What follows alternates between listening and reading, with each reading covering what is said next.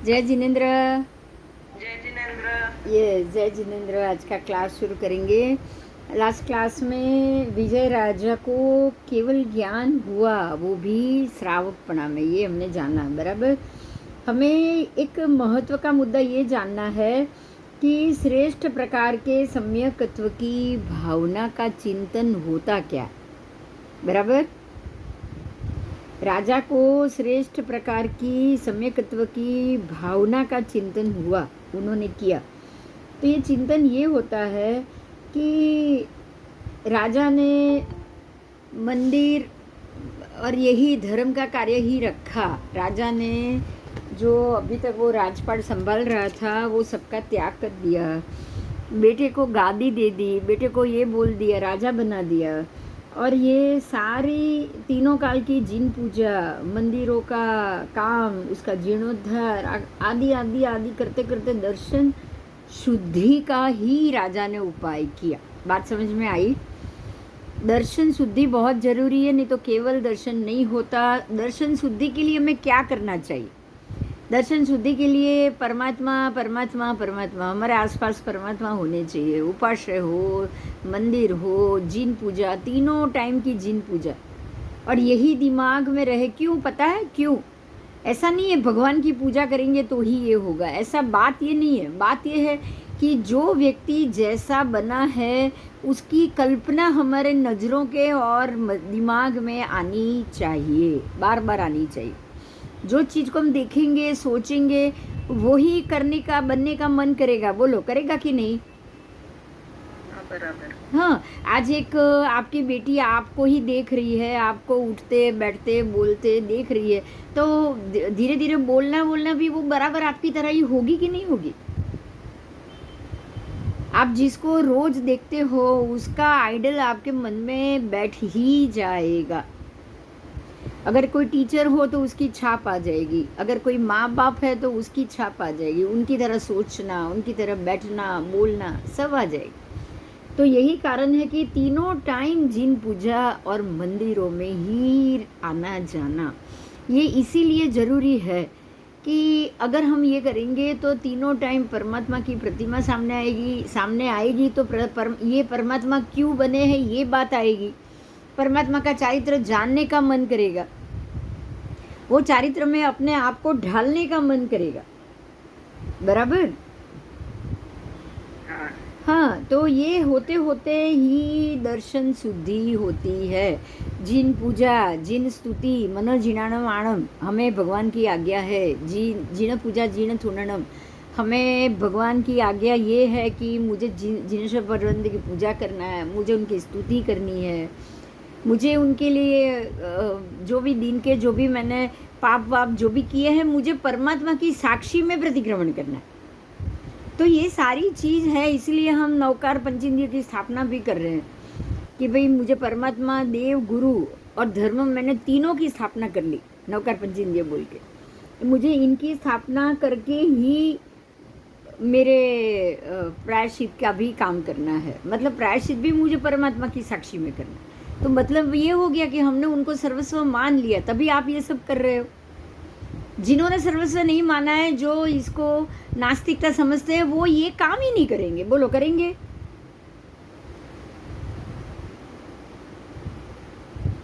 नहीं। हाँ, जो करेंगे। नहीं करेंगे। क्यों? क्योंकि उनके मन में ये आइडल है ही नहीं। इनके मन में ये वस्तु या ये व्यक्ति योग्य है ही नहीं। वो यही मानते हैं ऐसा कुछ नहीं है, तो हम लोगों के जैसे साधारण इंसान छोड़ के बैठ गए उधर। और अगर वो भी किसको पता है, वो भी किसको पता है, और छोड़ के बैठ के क्या करना है? खाली ऐसे ही बैठे रहना, इससे तो अच्छा है जियो, आराम से खाओ पियो मौज करो। यहाँ दुख है तो सुख भी तो है, ऐसा सोचने वाले भी लोग हैं, है कि नहीं है? यस। तो जिसमें परमात्मा स्वरूप अरियंत देव परमात्मा के श्रेष्ठ आचार वाले, परमात्मा का श्रेष्ठ आचार और परमात्मा के श्रेष्ठ आचार वाले निर्ग्रंथ सुगुरु, जो धर्म में ये दोनों मिलेंगे वही धर्म श्रेष्ठ धर्म कहलाएगा। तो श्रेष्ठ धर्म क्या है? सर्वश्रेष्ठ धर्म क्या है? और सर्वश्रेष्ठ धर्म का ही ध्यान करना है। मुझे यही गुरु चाहिए, यही धर्म चाहिए, यही परमात्मा चाहिए, उसके बाद यही गुरु चाहिए, और बाद में ये दोनों का ही जो सर्वश्रेष्ठ धर्म का जो इन्होंने अपनी ज़िंदगी में इसके सिद्धांत को अपना है, उसको मुझे भी अपनाना है। और इस प्रकार के ध्यान करते करते समय जा रहा है, राजा का समय जा रहा है, समय जा रहा है, समय जा रहा है, और ऐसा समय हुआ कि दर्शन शुद्धि बिल्कुल स्पष्ट रूप से हो गई। अब कहीं भी कोई शंका का स्थान नहीं, कुछ भी नहीं है, और बिना कष्ट हुए राजा को सम्यक केवल ज्ञान उत्पन्न हुआ।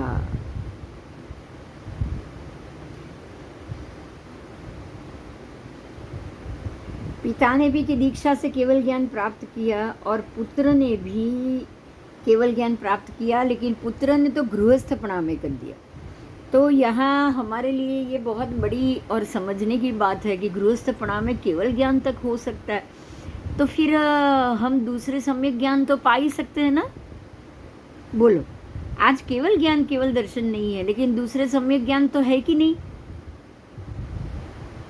सम्यक ज्ञान को पाना, सम्यक ज्ञान को टीका पाना, ये दोनों चीज़ तो आज भी मौजूद है। ठीक है, तो उन्होंने ये ऐसा ध्यान किया कि कैसी सुंदर जिन धर्म की स्थिति है जो बिना कष्ट दिए संसार समुद्र से हमें पार उतार जाती है। इतनी अच्छी ये सर्वश्रेष्ठ पद्धति है। इस प्रकार से ही उसको ध्यान रखते रखते ये मेरी है, मेरी है, मेरी है, ऐसे वो शपथ श्रेणी में चढ़े, यही शुद्ध है और यही मुझे करना है, ऐसा सोचते सोचते इस प्रकार से राजा ने अपनी स्थिति में रात्रि के समय में केवल ज्ञान प्राप्त किया। पुत्र राजर्षि है, राजर्षि तो कहलाएंगे ही वो, राजऋषि, क्योंकि राज छोड़ दिया है तो राजा नहीं है। विजय राजा अब राजा नहीं है, वो राजर्षि है, और राजर्षि ने केवल ज्ञान प्राप्त किया तो देव तो आएंगे, कोई भी जीव केवली बनेगा, देव आएंगे, देव उनका केवल ज्ञान का महोत्सव करेंगे। और राजा को, विजय राजा को देवों ने आके मुनि वेश दिया और केवल ज्ञान का महोत्सव किया। कोई भी गृहस्थ हो, जैसे ही केवल ज्ञान हो जाए, सबसे पहले उनको दीक्षा लेनी होती। जैसे दीक्षा लेने के बाद केवल ज्ञान होता है नॉर्मली, लेकिन अगर किसी को केवल ज्ञान पहले हो गया तो उसको बाद में भी तुरंत दीक्षा लेनी पड़ेगी, क्योंकि दीक्षा और केवल ज्ञान दोनों चारित्र के ही कारण है। केवल ज्ञान बिना चारित्र केवल ज्ञान आएगा नहीं, और केवल ज्ञान आते ही आपको चारित्र ले लेना चाहिए। आओ, तो प्रथम अपने परिवार तारने योग्य है, ये तो बात सही है। अगर आप कुछ अच्छा काम सोचोगे तो घर से ही शुरू करोगे ना। तो ये सोच के विजय राजर्षि और उनकी तीनों पत्नी, राजा ने तीनों पत्नी के साथ अपने बड़े भाई जय कुमार और उनकी 3 पत्नियां और उनके 2 पुत्र, सबको राजा ने दीक्षा दी। ये खुद केवली बन गए, और केवली बनने के बाद उन्होंने अपने बड़े भाई, उनकी तीनों पत्नी, उनके दोनों पुत्र, फिर इनकी अपनी तीनों पत्नी, सबको उन्होंने दीक्षा दी। दीर्घ काल तक इस धरती पर विचरते विचरते 1 लाख की वर्ष की आयु पूर्ण करके विजय केवली मुनि ने सारे कुटुंब सहित मोक्ष पद प्राप्त कर लिया। मतलब सारे कुटुंबी जन मोक्ष में गए, सारे के सारे। अब यहाँ यही ध्यान देना है। आपने विजय राजर्षि का कैरेक्टर पढ़ा, उसमें आपने उनकी पत्नी के रूप में जय उनके भाई जो काम रूपा थी, वो तो एक कैसी हालत में उनसे जय राजा को प्यार हुआ था। लेकिन पूर्व के संस्कार थे और ये कर्म भुगतना पड़ा, चाहे वो वेश्या को लगना जैसा वो कर्म था, लेकिन उसको ये भोगना पड़ा, कर्म भोगने के खातिर। लेकिन अंदर से वो मन के बिल्कुल दर्शन शुद्ध थे, सम्यक दर्शन उसको यही भव में मिला और वो यही भव में मोक्ष गए। तो हमें अगर कोई स्त्री अगर आपको ये हालत में मिले, जैसे कि ये काम रूपा थी, उस हालत में भी अगर आपको कोई स्त्री मिल रही है, तो आपको ये चीज़ पे बहुत ध्यान रखना है कि भाई ये कर्म के कारण ये जगह पे खड़ी, इसकी आत्मा तो पता नहीं कौन से शुद्धता में रमण कर रही होगी। समझ में आ रहा है? हाँ हाँ, इसीलिए किसी के बारे में बोलना ही नहीं है। एक चीज को आज से गांठ मार लो, कौन कैसा है, कौन क्या कर रहा है, किसको क्या करना चाहिए, ये देने का, सलाह देने का हमको कोई अधिकार ही नहीं। अगर देने गए तो कर्म बंध का कारण आप खुद बनोगे। बात समझ में आ गई? उसका तो कर्म कटेगा। आप किसी को ऐसा वेश्या जैसा बोल दोगे, आप किसी के लिए ऐसे अपशब्द बोल दो या उसके लिए अशुद्ध भावना रखो, वो तो आपके ये बोलने से या आपके ये सोचने से तो उसके कर्म कटेंगे। बंधेंगे किसके? अपने ही बंदेंगे। हाँ, अपने ही बंधेंगे। तब हमको ये सोचना ही है कि ऐसे स्थिति में, जैसे ये काम रूपा थी, ये स्थिति में भी स्त्री उसी भव में मोक्ष जा सकती है। गणिका के रूप में वो जय राजा की पत्नी बनी, उसके संतान की माता बनी, और उसी गणिका से वो रानी, रानी से वो मोक्ष चली, केवल उसी भव में चली। तो उसने तो अपने अशुद्ध कर्मों को, अशुभ कर्मों को खपा दिया, ठीक है, लेकिन उसकी तरफ उंगली करके हमें अशुभ कर्म नहीं बांधने चाहिए। इस प्रकार सम्यकत्व की आराधना में सम्यकत्व की दृढ़ता के संबंध में और समकित के फल प्राप्ति में विजय कुमार और जय कुमार के सम्यकत्व का अद्भुत दृष्टांत हमने सुना। तो हे भव्यात्मा, निर्मल सम्यकत्व की प्राप्ति के लिए आप शास्त्रोक्त विधि पूर्वक जय कुमार, विजय कुमार राजाओं की तरह प्रयत्न करो। बोलो, अब आपको कैसा लगा ये दृष्टांत? ये बिल्कुल एप्रोप्रिएट सम्यक दर्शन के लिए है कि नहीं? हाँ आपको इसमें से सम्यक दर्शन कैसे आए, वो चीज जानने को मिली? वो तो ठीक लगा मैम, लेकिन इनकी जो पत्नी थी उनके भाव कैसे थे? वो तो वेश्या थी ना, फिर उनके भी भाव यही कैसे बात है कि एक कर्म बाकी हो तो वो कर्म भोगने के लिए अगर कोई वेश्या भी बन सकते हो आप अंतिम भव में। आप ये सोचो कि कर्म किसी को नहीं छोड़ता है। परमात्मा को नीच कुल के ये कर्म बंध के लिए ब्राह्मणी की कुख में आना पड़ा, जो ना भूतो ना भविष्यति। आप समझ रहे हो? हाँ परमात्मा, तीर्थंकर परमात्मा इतनी उत्सर्पिणी अवसर्पिणी हो गई, इतने भगवान हो चुके जिनका कोई नंबर नहीं है, असंख्य तीर्थंकर हो चुके हैं। और ये असंख्य तीर्थंकर में कभी भी कोई भी परमात्मा, क्षत्रिय के अलावा, क्षत्रिय उच्च कुल कहा जाता है, राजस कुल कहा जाता है, बाकी सारे नीच कुल। तो परमात्मा भी नीच कुल में आए तो ये एक स्त्री वेश्या क्यों नहीं हो सकती?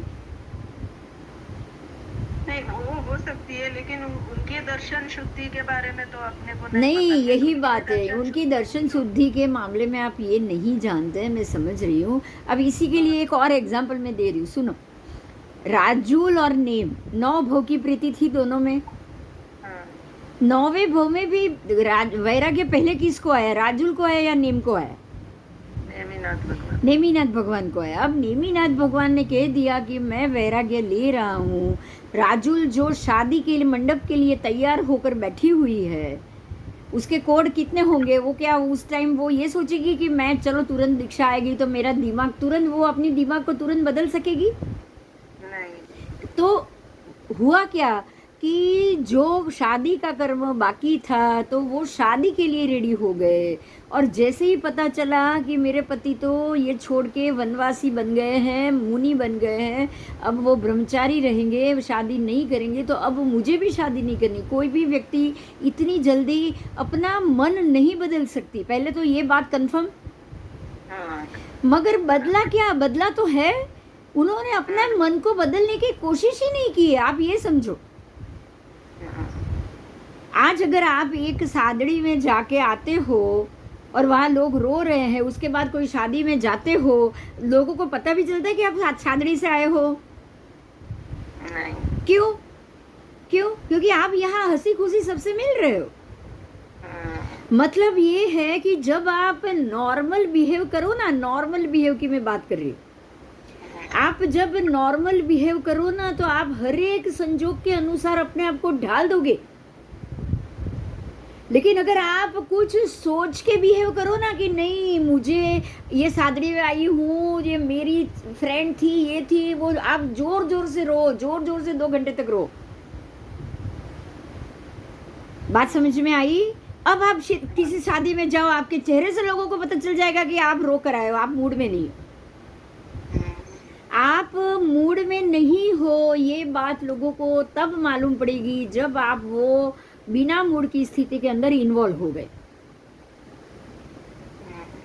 बराबर? राजुल शादी के मामले में नवोढ़ा बन के खड़ी है, लेकिन वो इन्वॉल्व हुई ही नहीं है। वो शादी के लिए इन्वॉल्व नहीं हुई है। उसको पता है कि भाई ये मेरी शादी हो रही है, ठीक है चलो शादी कर लेंगे, नेम आ रहे हैं तो शादी कर लेंगे। पता चला नेम चले गए तो मुझे शादी नहीं करनी, अभी कोई वर नहीं चाहिए। बोलो ऐसा कौन, अगर जिसने शादी के लिए हजारों सपने देखे हो वो ऐसा सोच सकेगा? ये बताओ पहले। नहीं। तो एक बात समझो, ये सारे सम्यक दृष्टि होते हैं। अंतिम भव में जैसे विजय राजा को मोक्ष हुआ तो क्या वो वेश्या जो थी उनकी पत्नी, उनके भाई की पत्नी थी वो, तो क्या उनको ऐसा मन नहीं हुआ? उनका मन अभी भी तीव्र होगा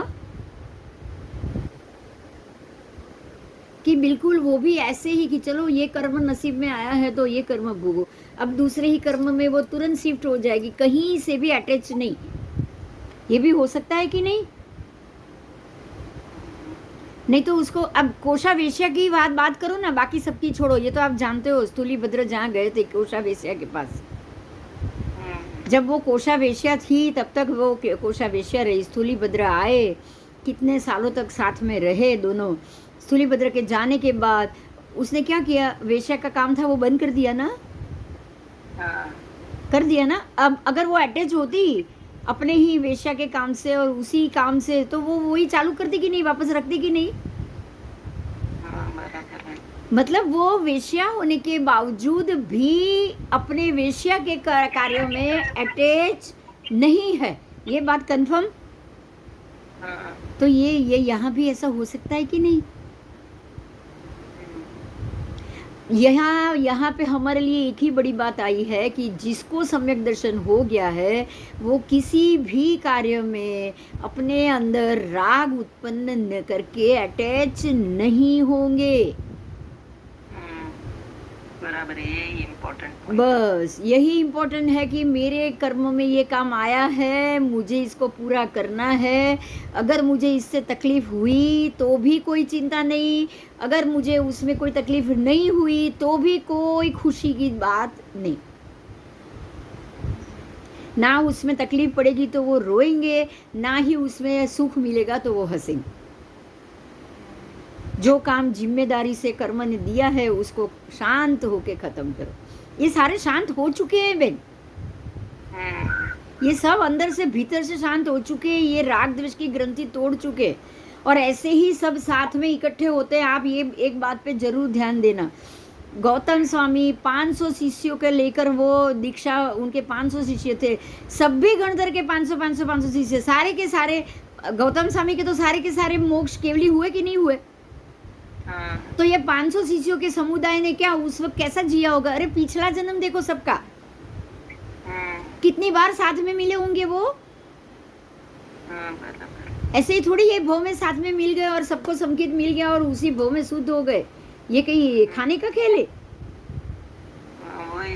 सम्यक दर्शन खाने का खेल नहीं है।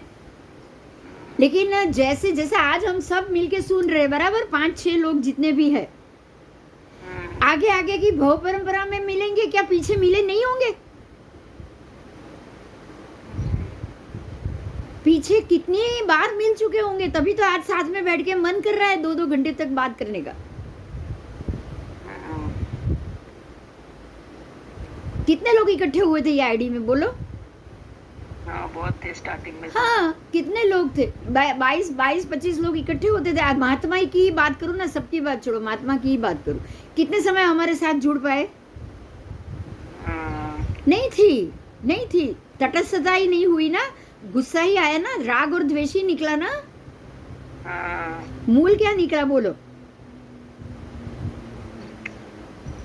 मूल जो द्वेष निकला उसका कारण क्या?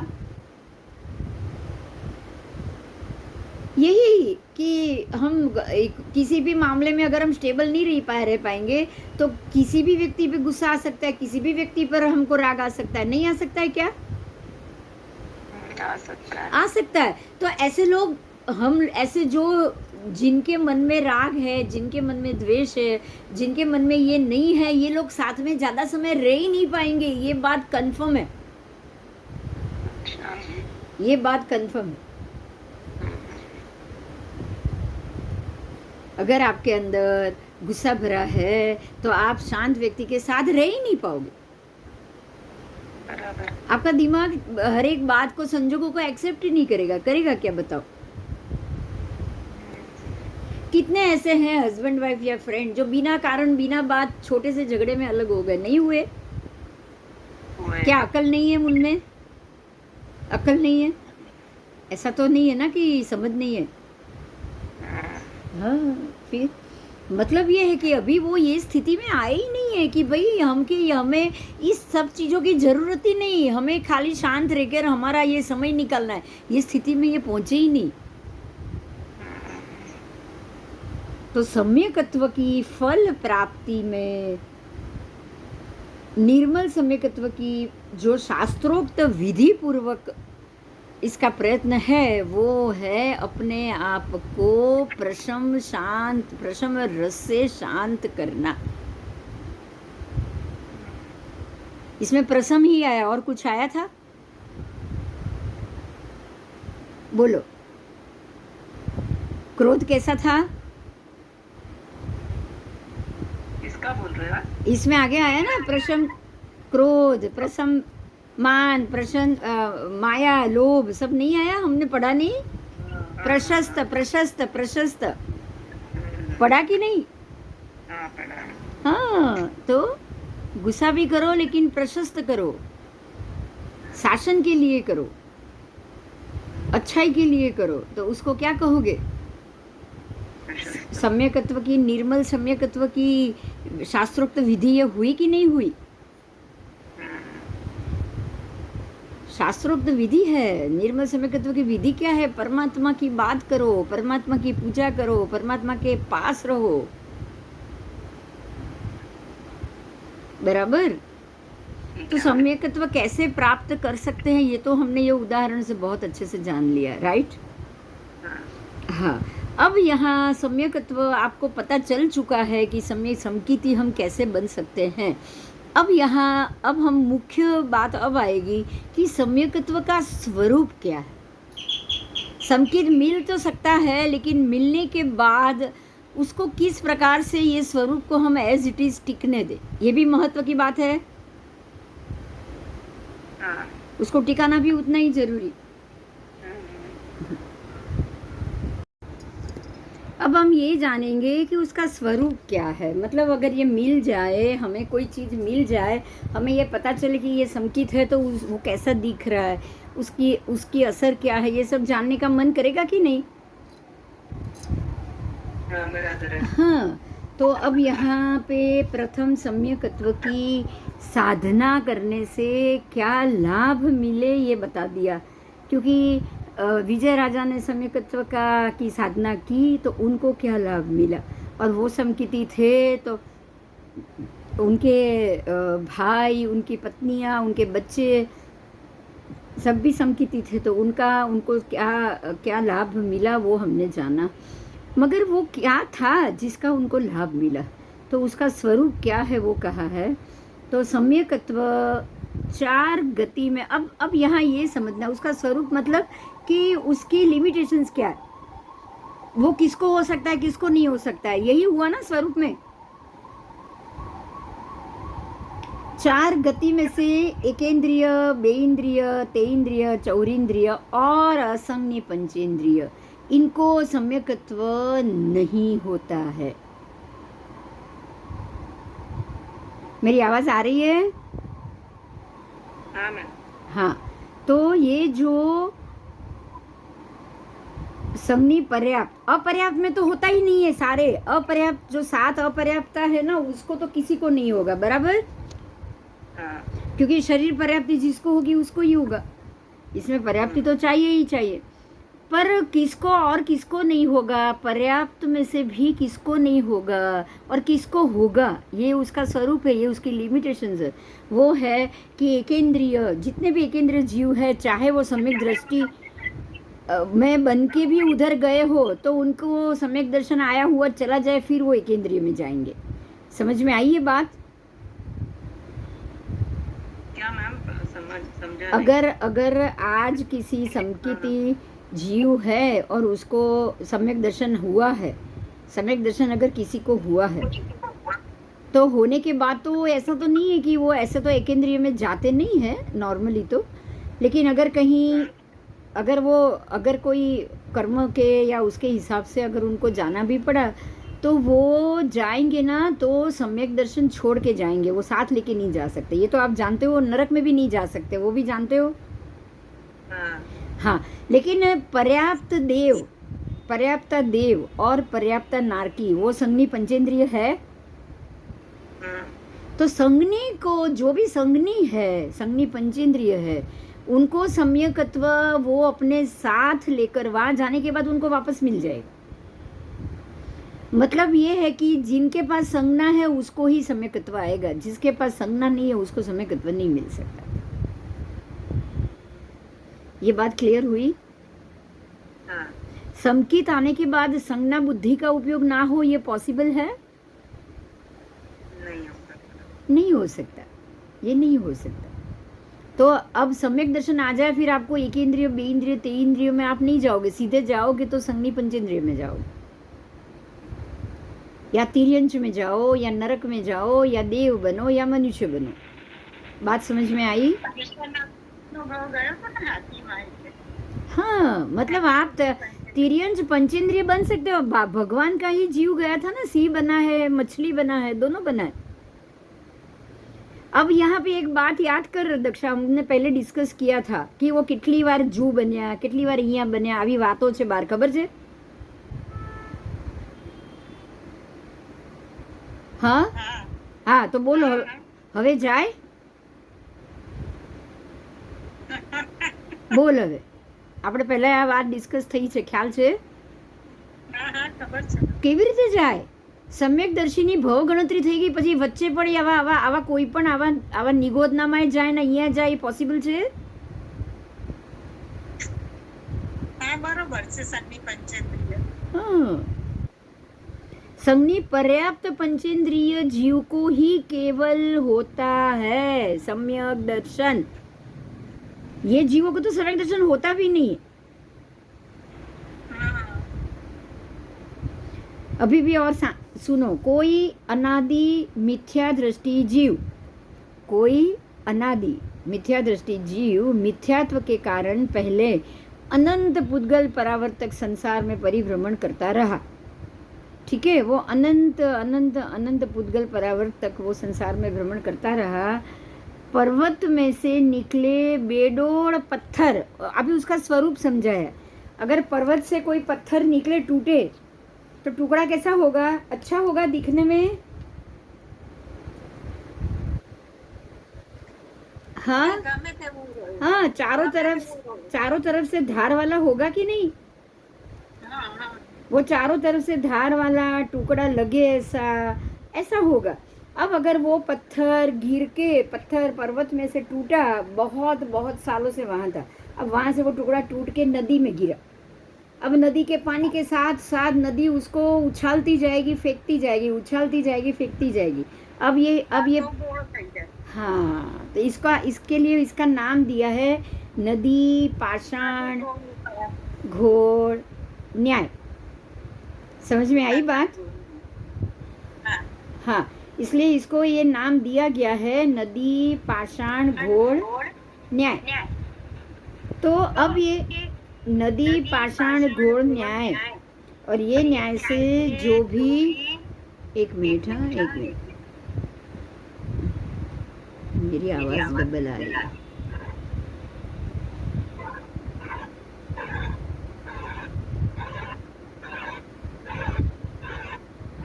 इसे नदी पाषाण घोड़ न्याय कहा जाता है कि नदी उस पत्थर को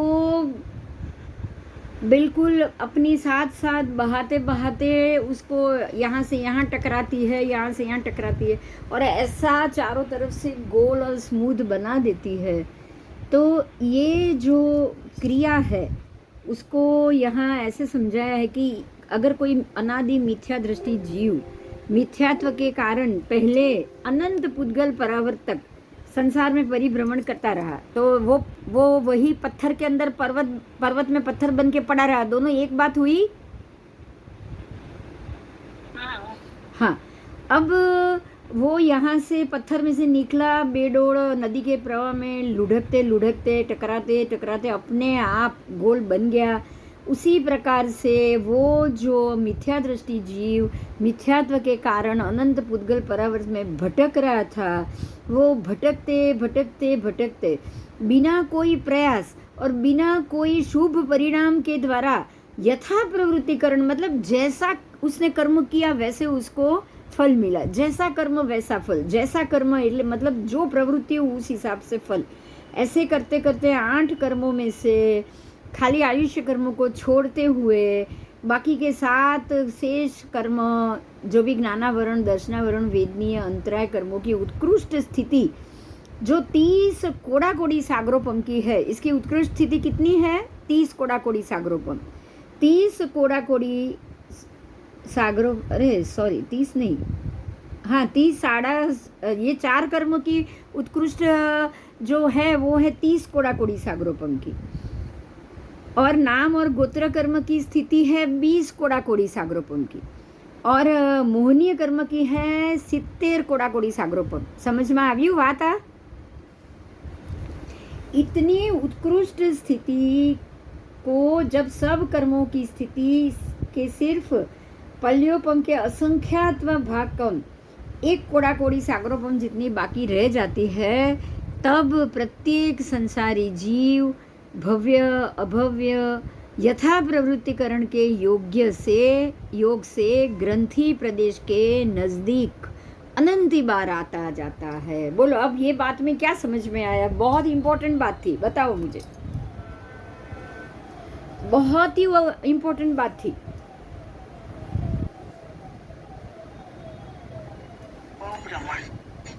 भव भ्रमण में भी हम ये ग्रंथि भेद तक कितनी बार आ चुके हैं, ये इंपॉर्टेंट बात है।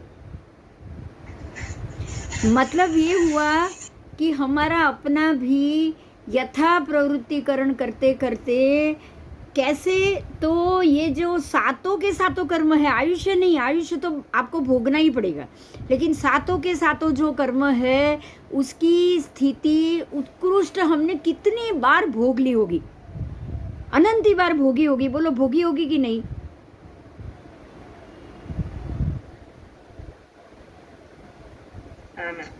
हाँ, और कोई प्रयास नहीं किया होगा, कोई शुभ परिणाम भी नहीं किया होगा, ये भी बात सही है, तभी तो भटक रहे हैं।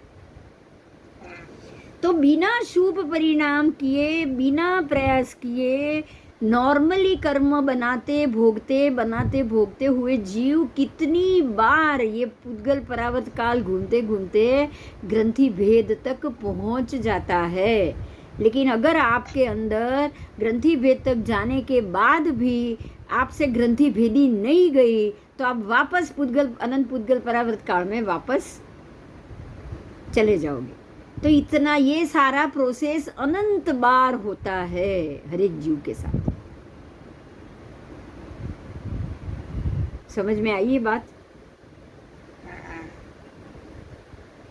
और होगा क्या? तो कि आपको ये मिला नहीं, आपने प्रयत्न किया नहीं, आपका ग्रंथि भेद हुआ नहीं, तो वापस निगोद से आप शुरू हो जाओगे, कहीं से भी शुरू, लेकिन हो जाओगे। ग्रंथि भेद कर नहीं पाए तो जो जैसे हम ये जानते हैं मरुदेवा माता कि जो निगोद से निकले, पहला भव वनस्पति का है, दूसरा ही भव मनुष्य और उसी में केवल ज्ञान।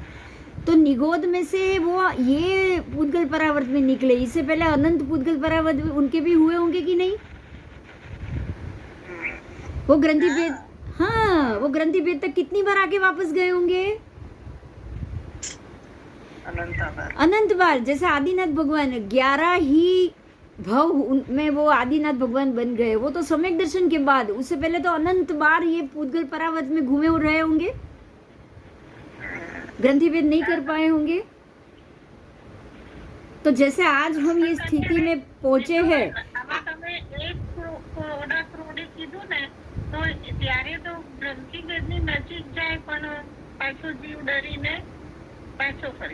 एक कोड़ा कोड़ी सागरोपम जब बाकी रह जाए आपका भोगने का, तब आप ग्रंथि भेद तक पहुंचते हो। बराबर। आगे के सारे उत्कृष्ट भोग लिए, अब उत्कृष्ट भोगने के बाद तो जीव की ये स्थिति आएगी। देखो यहाँ क्या बताया है पता है? आप कुछ मत करो, आप कुछ भी मत करो, लेकिन इतने कोड़ा कोड़ी ये ज्ञानावरण के 30 कोड़ा कोड़ी, उसके बाद तो ग्रंथि भेद तक आप जाओगे ही जाओगे। बात समझ में आई? ज्ञानावरण के इतने, दर्शनावरण के इतने, ये 4 कर्म के 30 कोड़ा कोड़ी, मोहनीय के 70 कोड़ा कोड़ी, उसके बाद तो आपको वहां तक मोह, मैं रोज मोह करूं, 70 कोड़ा कोड़ी के बाद तो मैं ग्रंथि भेद तक एक बार पहुंचूंगी। ये बात अलग है, मैंने भेदी नहीं और मैं वापस पूतगल परावर्त में घूम रही हूँ।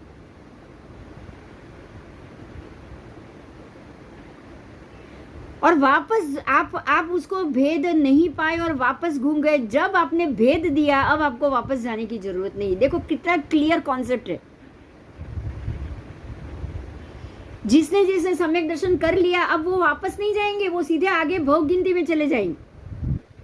बात समझ में आई? कितना क्लियर बात बताइए यहाँ पे, ये समझ में आया? आप अनंत बार ये कोड़ा कोड़ी सागरोपम में एक कोड़ा कोड़ी बाकी रहे, तब तक ग्रंथि भेद आए, ग्रंथि भेद में पहुंची, मैं नहीं कर पाई, मैं वापस ये अनंत कोड़ा कोड़ी में पहुंच चली गई। वापस अनंत कोड़ा कोड़ी घूम के फिर से मैं एक कोड़ा कोड़ी बाकी रह गया और मैं यहाँ आई। इतना घूमने के बाद, जैसे कि 70 कोड़ा कोड़ी मोहनीय मेरा उत्कृष्ट है, तो 69 कोड़ा कोड़ी भोगने के बाद जब एक कोड़ा कोड़ी बाकी रहेगा, तब तो मैं ग्रंथि भेद की तरफ जाऊंगी कि नहीं जाऊंगी? अब मैं गई तो वापस मैं नहीं कर पाई, वापस मैं फिर से 0 से शुरू कर रही हूँ। ये बात समझ में आ गई? अब ये वापस करने में, वापस घूमने में, वापस गोल घूमने में, मेरे कहीं ना कहीं नॉर्मल अच्छा, किसी का अच्छा करने में, किसी के लिए खत्म होने में, मैं कहीं ना कहीं यथा प्रवृत्तिकरण पुण्य कर्म बांधती जाती हूँ और एक इंद्रिय, बे इंद्रिय, ते इंद्रिय, चौरिंद्रिय, पंचेंद्रिय तक जन्म लेती रहती हूँ। ये भी क्लियर हो गया? क्योंकि यहाँ भी मैं कुछ न कुछ पुण्य पाप तो बांध ही रही हूँ ना। भव भ्रमण में पुण्य पाप तो बनता ही बनता है। अब जब तक ग्रंथि भेद हो जाए, मान लो कि इस बार मैंने ग्रंथि भेद कर लिया, मान लो ग्रंथि भेद किया, तो मुझे सबसे पहले पहला सम्यकत्व मिला। अब मुझे वापस ये इतने कोड़ा कोड़ी तक अनंत पूतगल परावर्त में जाने की जरूरत नहीं। क्लियर हुआ? हाँ, हेलो। यहाँ पे बात ये है कि अनंत पूतगल परावर्त काल के अंदर अगर जिस वक्त आप, जैसे ये एक लड़का एसएससी में पढ़ रहा है और वो पास ही नहीं हो रहा है, वो वापस पूरा साल फिर से मेहनत करेगा, फिर से फेल, फिर से वो पूरा साल मेहनत करे, फिर से फेल, फिर से वो पूरा साल मेहनत करे। एक बार एक जगह पे वो 8 में से 6 सब्जेक्ट में पास हुआ एक साल में, तो अब 2 सब्जेक्ट के लिए उसको एटी लगी।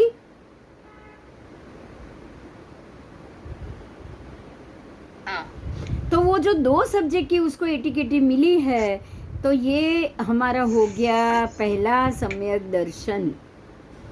अब वो 2 सब्जेक्ट के लिए भी तो आगे आगे एग्जाम उसको देते ही रहना पड़ेगा कि नहीं, जब तक वो 2 में पास नहीं होगा तब तक। लेकिन अब उसको सब सब्जेक्ट की जरूरत नहीं है देने की, ये तय हो गया। अब वो सिर्फ 2 की देगा, चाहे वो भी 100 बार दे, लेकिन 2 देगा कितनी, सिर्फ। ये होता है सम्यक दर्शन कि अब सम्यक दर्शन हो गया, अब 25 भव 50 भव जितने हैं वो फिक्स हो गए, अब इतना करो आपके, उसके बाद आपका मोक्ष निश्चित। तो ये सम्यक दर्शन आपको वहाँ पे मोक्ष में जाने की एंट्री का सबसे पहला गेट है, फर्स्ट गेट। सम्यक दर्शन है तो ही आप पहला गेट क्रॉस करके मोक्ष की तरफ जा सकते हो, वरना नहीं। ठीक है, तो अनंत पुद्गल परावत काल घूमने के बाद जब वो जीव ग्रंथि भेद तक पहुंचता है और ग्रंथि भेद कर सकता है तो ही वो आगे जाएगा। अगर उसने ग्रंथि भेद नहीं किया तो फिर से वो अनंत पुद्गल परावत काल तक फिर से वैसे ही भटकता रहेगा। मुझे लग रहा है कि आपको ये अच्छे से समझ में आ गया होगा। मैं आगे जा रही हूँ।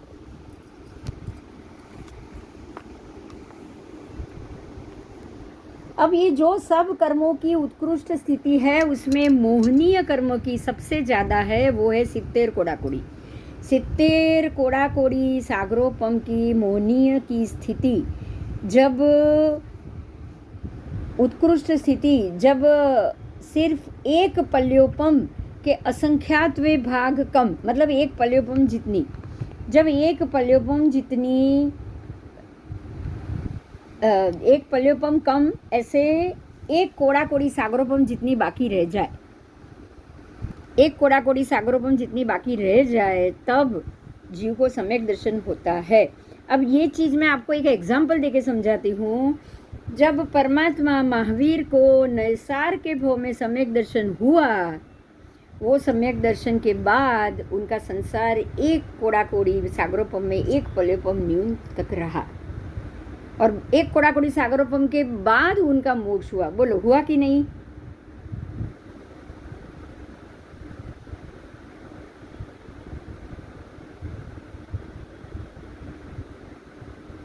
क्योंकि चौथा आरा एक कोड़ाकोड़ी सागरोपम का होता है कि नहीं?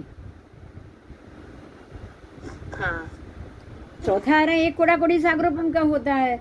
जब मरीचि के भव में आदेश्वर भगवान है, तो आदेश्वर भगवान से के समय में ही वो महाविद्य में उनका जन्म हुआ था ना, नैसार के भव में। हाँ। उसके बाद आदेश्वर दादा के पौत्र के रूप में उनका तीसरा भव हुआ। तो एक कोड़ाकोड़ी आदेश्वर दादा पहले तीर्थंकर से 24वें तीर्थंकर तक सिर्फ एक कोड़ाकोड़ी सागरोपम का समय रहता है, बराबर? बस, तो ये एक कोड़ाकोड़ी सागरोपम तक ये स्थिति रहेगी। और एक आपको सम्यक दर्शन हो गया, अब आप उत्कृष्ट एक कोड़ाकोड़ी सागरोपम तक रहोगे। क्यों? क्योंकि इन्होंने मोहनीय कर्म की जो ये स्थिति बांधी थी, वो उत्कृष्ट स्थिति 70 कोड़ाकोड़ी सागरोपम की होती है, लेकिन इन्होंने एक कोड़ाकोड़ी सागरोपम की बांधी। जब इन्होंने ये बांधा ना, वो घो लेके नाचे ना तीसरे भव में, तीसरे मरीचि के भव में महावीर, भगवान महावीर के जीव हाथ में चामर लेकर नाचे, बराबर? कि मेरा कुल कितना उच्च है, मेरा कुल कितना उच्च है। तब उन्होंने एक कोड़ाकोड़ी सागरोपम की आयु बांध दी। यस, तो ये है मोहनीय कर्म का, हरेक कर्म के परिणाम से बाहर निकलने का समय। अगर आपको सम्यक दर्शन नहीं है, हाँ बोलो, नहीं आ रहा है आवाज? ऐसा यथा प्रवृत्तिकरण करने के बाद राग द्वेष की ग्रंथि तक पहुंचना खाली भव्य जीव नहीं, अभवी भी पहुंचते ही है। बोलो, अभवी जीव अगर ये ग्रंथि भेद तक पहुंचेंगे तो क्या सोचेंगे, ये बताओ पहले। चलो, नॉर्मली क्या सोचेंगे?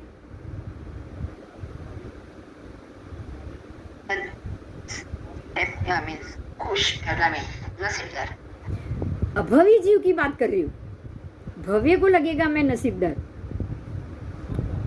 अभावी जीव को भी वो मिलेगा तो खुशी होगा ना। नहीं अभवी को तो कहाँ मोक्ष चाहिए, वो तो यही बोलेगा अरे ये सब फालतू है, ये सब में मैं मानता ही नहीं हूँ। अभवी को अब यथा प्रवृत्तिकरण से ग्रंथि भेद मिला, पर क्या वो ग्रंथि भेद के लिए तैयार होगा?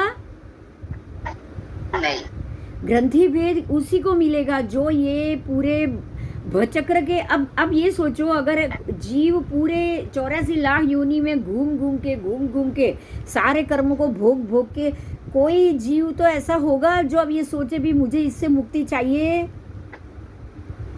हाँ, जो ये सोचे उसको ही ये मिलेगा ग्रंथि भेद। अगर ये जो सोचेगा ही नहीं उसको ग्रंथि भेद सामने आया तो भी उसको वो पकड़ पाएगा? उसको उसमें भी मजा ही आ रही है ना अभवी को तो। अब परमाधामी देव को तो नरक के जीवों को मारने में भी मजा आ रही है। चलो ये अभवी है, नरक के जीवों को मार रहे हैं, जो खुद मरने के लिए कुंभी के अंदर दबे हुए पड़े, आप उसको भी मार रहे हो। उसको उसमें भी मजा आ रहा है, तो उसको क्या यथा प्रवृत्तिकरण के बाद जब ग्रंथि भेद पहुंचेंगे तब उनकी ग्रंथि कम होगी क्या? उनके नहीं अंदर होगी। से गुस्सा या राग कम होगा? नहीं, नहीं होगा। यही बात है, अभवी को तो कोई फर्क ही नहीं पड़ेगा। अभवी बोलेगा अरे ये सब फालतू चीजें मैं नहीं मानता, इसमें मुझे तो भगवान पे ही विश्वास नहीं है, मोक्ष की क्या बात है, वही सोचेगा कि नहीं अगर यहाँ तक पहुंचेगा तो भी। अब एक बात ध्यान से सुनो, बहुत इंपॉर्टेंट बात, यहाँ तक आप कौन से भाव में पहुंचोगे? 84 लाख जीव योनि में से कौन सा भाव होगा जो आप ये यथा प्रवृत्तिकरण से ग्रंथि भेद तक पहुंच पाओगे? संज्ञी पंचेंद्रिय पर्याप्ता, संज्ञी पंचेंद्रिय मनुष्य। ग्रंथि भेद सिर्फ मनुष्य कर सकता है, वो भी संज्ञी, वो भी पर्याप्ता। अब आप ये सोचो कि हमारे आसपास के 1000 मनुष्य में से सिर्फ 10 मनुष्य ऐसे होंगे जो ये सोचेगा कि भाई अब मैं ये सारे संबंधों से, संसार से मुझे कंटाला आ रहा है, अब मुझे इसमें से वैराग्य आ रहा है, भगवान करे और मैं ये सबसे छूटूं और मैं ये दुनिया में वापस ना हूं। ऐसे 10,000 में से खाली 10 लोग सोचेंगे, बराबर? बाकी के क्या सोच रहे हैं? आपके आसपास की व्यक्ति की ही सोच है, बताओ। सबसे जवाब चाहिए मुझे, आपके आसपास के लोगों में से कौन क्या सोच रहा है? किसी को आप ऑब्जर्व किया है आपने?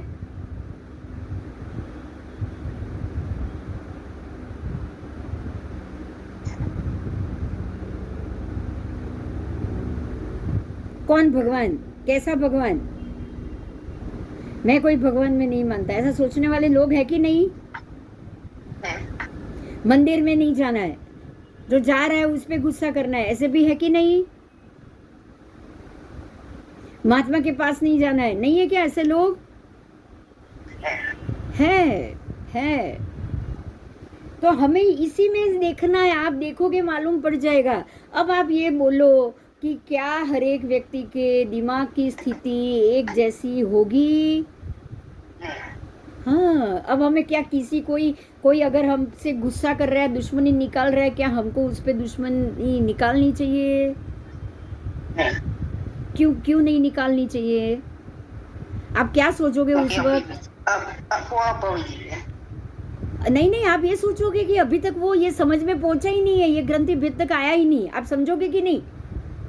आपको उसको अभी नहीं समझना है, मगर आपको ये समझना है कि अभी तक इसके ग्रंथि भेद तक पहुंचने का समय उसके दिमाग की सोच में आया ही नहीं है। सम्यक दर्शन एक समझ है, समझ बुद्धि है, समझदारी है। ये बात अभी कंफर्म हो गई। इसका स्वरूप क्या है समझदारी का? इसका स्वरूप क्या है? वितरागता। अगर सामने वाला व्यक्ति झगड़ा कर रहा है, गुस्सा कर रहा है, नाराज हो रहा है, तो आप ये समझोगे ना कि अभी तक ये संभाव में आया ही नहीं है। आज मुझे सबसे जवाब नहीं मिल रहा है, सब लोग कहाँ पे है? बिजी हो? नहीं, बराबर से।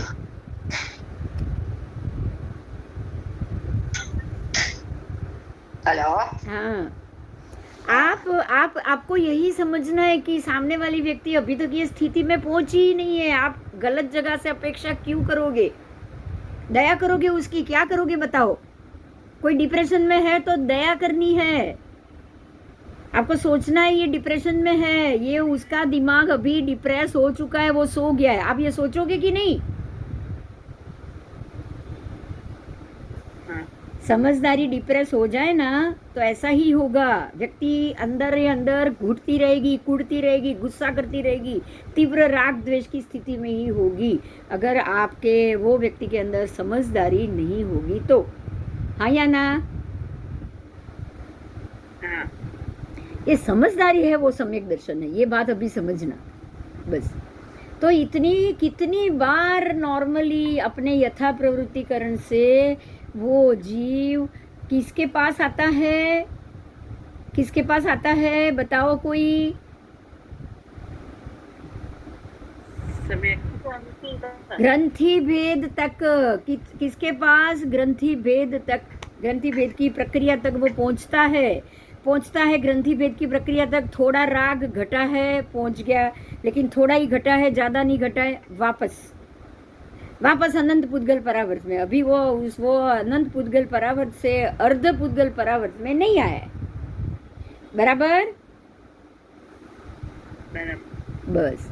तो ऐसा राग द्वेष जो अति गाढ़ परिणामों का है, अत्यंत कठिनाई से भेदन हो सके, ऐसा राग द्वेष की ये ग्रंथि है जिसको पहले आपने कभी नहीं भेदा। अगर आपने उसको एक बार भेद लिया तो इसको दोबारा भेदने की जरूरत आपको नहीं पड़ेगी, लेकिन आपने इसको पहले कभी नहीं भेदा है, आप पहली बार भेदने आए हो सकता है आपको अनंत बार आज तक भेदने आए होंगे और आपको वापस जाना पड़ा होगा। हम लोग तो अब तक कितनी बार अनंत सरपणी उसरपणी घूम के यहाँ पहुंचे होंगे, नहीं पहुंचे होंगे क्या? हाँ,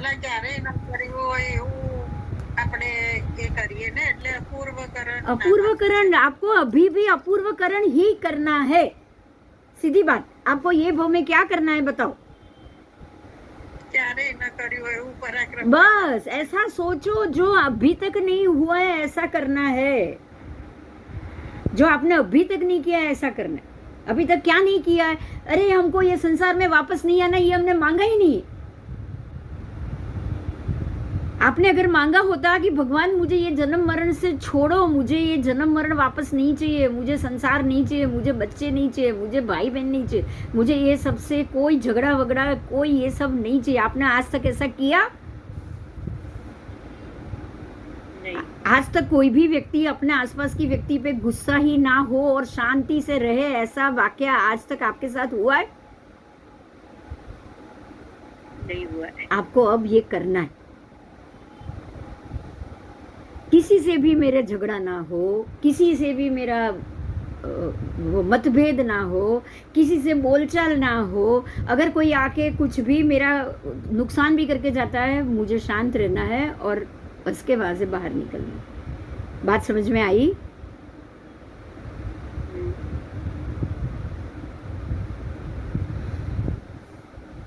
आओ चलो। अत्यंत कठिनाई से भेदन हो सके और पूर्व में अभी भी ये भेदन नहीं किया हो, ऐसे राग द्वेष के गाढ़ परिणामों को भेदना। ये कोई डोरी का गांठ नहीं है, ये राग और द्वेष के परिणाम है। आज जो आपके सामने आपके मेरे हस्बैंड से झगड़ा होता है तो ये भी गाढ़ राग का परिणाम है जो आज द्वेष के रूप में मुझे मिल रहा है। तब मुझे यही सोचना है कि भाई इसकी कोई गलती नहीं है, इसमें गुस्से में इसकी कोई गलती नहीं है, क्योंकि इसके अंदर से गाढ़ राग के परिणाम निकले ही नहीं है, गाढ़ राग के परिणाम निकले नहीं। इसलिए 1 घंटे भी अगर मैं घर में नहीं रही हूँ तो उनको अच्छा नहीं लगता, और गाढ़ द्वेष के भी परिणाम नहीं निकले हैं, क्योंकि घंटों तक साथ में रहते हैं तो झगड़े के अलावा कोई और बात नहीं करते हैं। बोलो दोनों परिणाम है कि नहीं? दोनों है, झगड़ा भी करना है और अकेले भी नहीं रहना है, तो दोनों परिणाम हुए कि नहीं हुए? अब दोनों परिणाम है तो जब तक ये दोनों परिणाम रहेंगे ये ऐसा ही होता रहेगा, और आप ऊपर से उस पे हर एक झगड़े पे डांटते रहो तो चलेगा? परिणाम खत्म नहीं कर रहे हो आप, तो उसको नया नया फिर से नया रूप देते रहते हो कि नहीं? देते रहते हो। हम उसको नए नए नए रूप देते रहते हैं। यही कर्मबंध का कारण, और यही हमको ग्रंथि भेद नहीं करा सकता है। ठीक है, उस ग्रंथि प्रदेश में उस परिणाम के असंख्यात काल तक वो वहां रहता है। आप अभी ग्रंथि भेद तक हो ये जन्म में। आप जब भी संगनी मनुष्य बनोगे, पंचेंद्रिय संगनी पर्याप्त मनुष्य, आप ग्रंथि भेद के पास जाओगे, तभी ये बोला जाता है कि ये संगनी मनुष्य भव अनंत भव के बाद मिलता है। अब समझ में आ गया कि हम ये मनुष्य भव लेकर आए हैं, पिछले भव में मनुष्य ही बने होंगे ये गारंटी नहीं है, क्योंकि पिछले अनंत अनंत 84 लाख जीव योनि में भटकने के बाद अभी ये हम ग्रंथि भेद के पास पहुंचे। अब ये समझ में आ रहा है? मनुष्य भव को ही उत्तम क्यों कहा गया ये भी समझ में आ रहा है? क्यों? क्योंकि मनुष्य भव में ही आप ग्रंथि भेद कर सकते हो, आप और कोई भव में कर ही नहीं सकते। ये अपूर्वकरण संगनी पर्याप्त मनुष्य के अलावा कोई जीव नहीं कर सकता। ये बात क्लियर हो गया? तो मनुष्य भव जितना महत्व का है ही नहीं। अब ये मनुष्य भव क्या अनंत, ये पुद्गल परावर्त के बाद मिलेगा। कब मिलेगा? अनंत पुद्गल परावर्त बाद मिलेगा, क्योंकि ये समय फैल गया और राग द्वेष वैसा ही पड़ा रहा, तो फिर से तो उतना पुण्य होगा नहीं ना कि सीधे मनुष्य बनो। फिर से इतना तो पुण्य आपने किया नहीं होगा कि आपको फिर से मनुष्य भव मिले। बोलो। अभी जल्दी निकलना है यहाँ से। हाँ, अभी जल्दी निकलना है, अभी ग्रंथि भेद करना है और कुछ नहीं बोलना है। जल्दी निकल के कहाँ जाओगे? वापस घूमने के लिए? नहीं नहीं, ग्रंथि भेद करना है, क्योंकि ये भव से मोक्ष तो है ही नहीं। ये भव से मोक्ष तो है ही नहीं। ग्रंथि भेद करोगे तो ही या देव में जाओगे या नरक में जाओगे, और उसके बाद 1-2 भव के अंदर मोक्ष। बराबर? ग्रंथि भेद चाहिए। दिमाग में एक ही बात रखनी है, अब हमें ग्रंथि भेद करना है। आओ, ऐसा मन में क्या विचार करना है? उस ग्रंथि प्रदेश में उस परिणाम से असंख्यात काल तक वो वहाँ रहता है। उस स्थिति में भव्य अथवा अभव्य जीव जो भी हो, भव्य जीव भी और अभव्य जीव भी, वो जिनेश्वर भगवंत के समोसरण आदि महारुद्धि देखने के लिए जाता भी है। हम भी गए होंगे, हम भी ऐसे ग्रंथि भेद तक पहुँचे होंगे, हमें भी सामने हरियन परमात्मा समोसरण सब मिला होगा, लेकिन वो मिलने के बावजूद भी हमने वहाँ उनकी बातों को कभी भी ध्यान से सुना नहीं होगा। बराबर?